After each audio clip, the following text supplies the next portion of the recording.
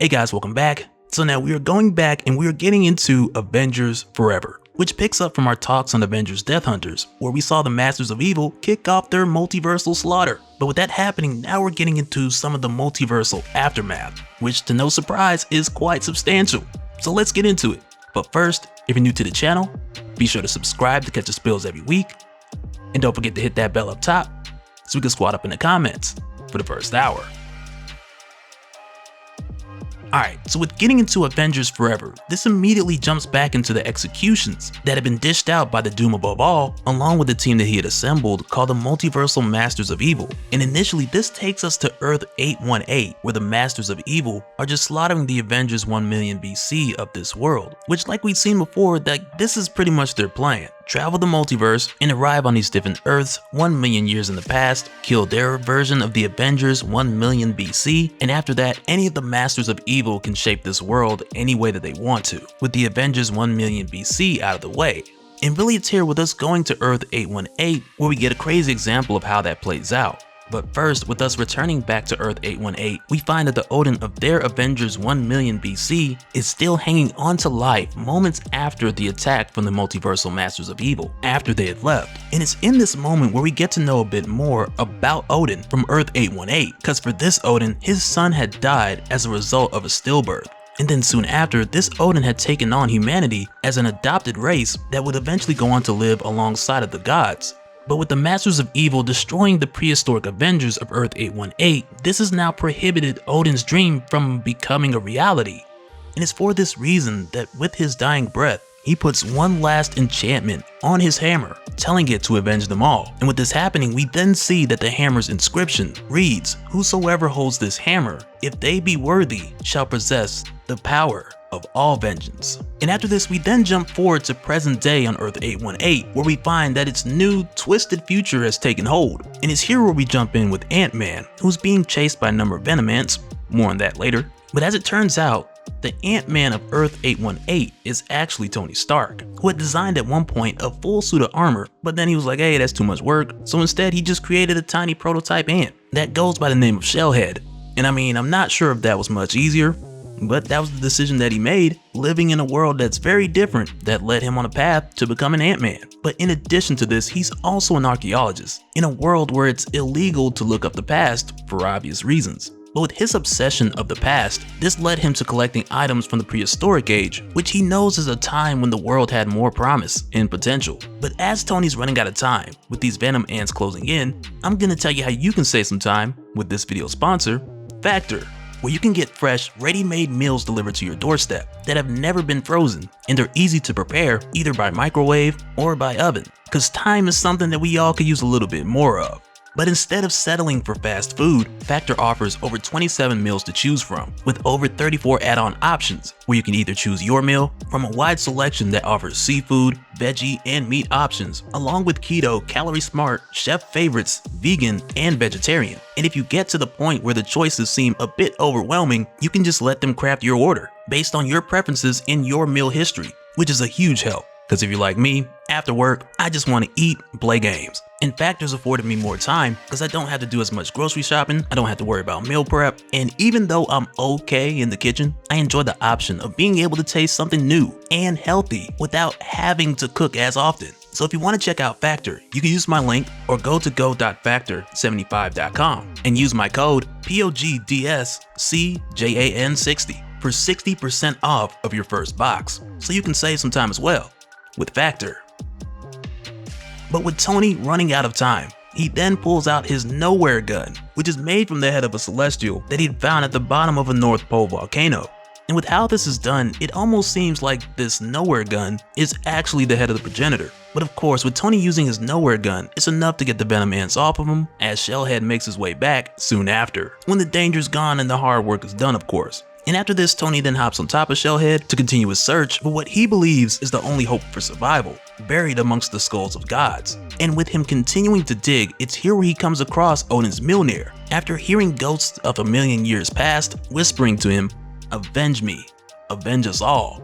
So he grows to his regular size and he goes to lift it. And for a moment, he actually does. But then the hammer just goes crazy, throwing lightning all over the place, only to then get extremely heavy and fall right on top of him. But unfortunately, he's able to think quick, with the hammer getting lower and lower with every breath, so he shrinks himself down so that he can get out from underneath it. But then now, since he can't continue to hold the hammer, he just gets Shellhead to cut out the ground from around it, to where then he shrinks the hammer down so that they can scoop it up and just take it with them. But as they get ready to leave, just outside, there's a ton of war machines searching the wasteland trying to find him. And with Tony seeing them out there, it's here where we discover, by him more or less just thinking to himself, that he had in fact designed these war machines back when he got caught looting the tomb of the Fist of Khonshu, when at the time, Waste Lord locked him in a cave and tortured Tony until he built everything the Waste Lord wanted.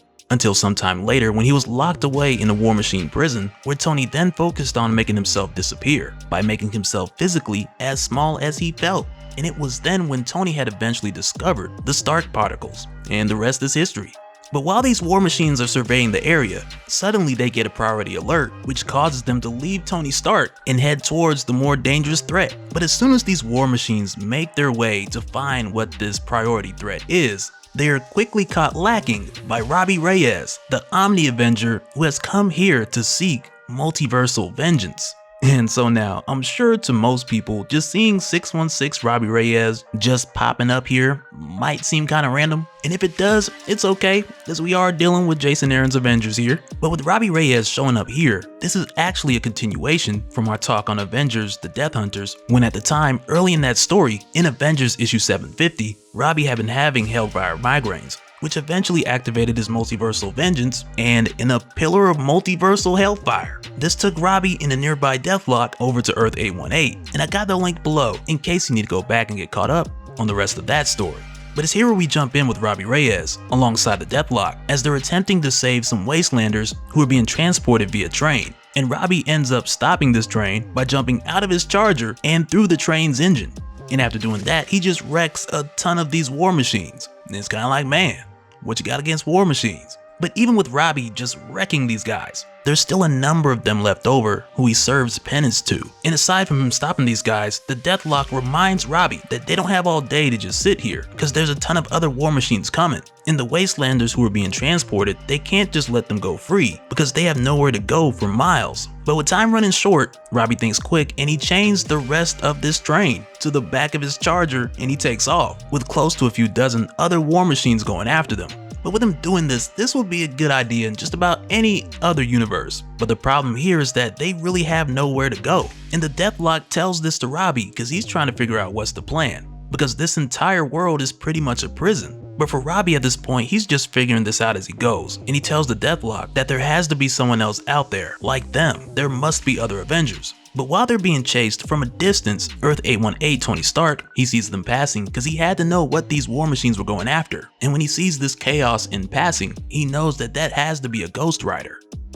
But unfortunately, moments later, Robbie doesn't get too far because the craziest barricade of war machines that you could imagine stops them up ahead. And from among these war machines, the Waste Lord of this Earth steps out, and it's none other than the Black Skull. Because if you guys remember, back when the Doom Above All assembled the Masters of Evil, he had made a deal with each of them where he would allow them to keep a world across the multiverse to themselves, more or less like a form of payment. And as it turns out, Earth 818 now belongs to the Black Skull, and with Robbie and the Deathlock running right into him, he then takes the two of them as his prisoners. But then it's from here we go back to Tony Stark, as he heads back to his anthill base in the Wastelands. And when he gets there, he places Odin's hammer with the rest of his collection of prehistoric artifacts, and he calls for his team to gather around, or more or less assemble, so that he can fill them in. Because not only has he finally found Odin's hammer, but he's also possibly found the last piece to the puzzle that they've been looking for, with him seeing an actual Ghost Rider, because this now gives them hope, which on Earth 818 is a word that's considered to be profanity. But with him sharing this with the others, it's here where we now see his team, which includes Earth 818 Vision, Infinity Thing, Wonder Man, and Moon Knight Mariama Spectre. But now with Tony's new discovery, he believes that his world has a chance to no longer be one huge prison camp and be saved. And before we go, I want to give a special shout out to the new patrons for the month, Chris D and Rupert P, as well as a huge shout out to all the patrons. Thank you guys for all of your support and keeping the channel going. And if there's anyone who's new here who wants information on how to support the channel, I got a link below where you can go to patreon.com/dopespill. But that'll do it for this one, guys. Let me know your thoughts down in the comments below, and we'll do it again on the next one. Alright, later.